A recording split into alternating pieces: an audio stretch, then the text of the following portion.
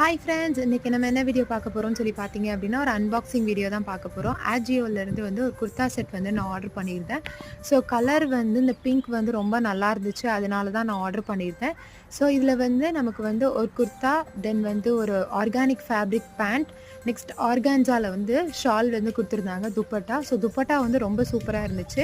ஆக்சுவலாக வந்து top and pant வந்து ஒரே மாதிரி இருக்கும், ஷால் வந்து டிஃப்ரெண்ட்டாக இருக்கும். ஸோ அப்போ வந்து இந்த ட்ரெஸ் வந்து நம்மளுக்கு நல்லா என்ஹான்ஸ் பண்ணி கொடுக்கும். இது வந்து அஃபோர்டபுளான ரேட்டில் தான் வந்து இருந்துச்சு.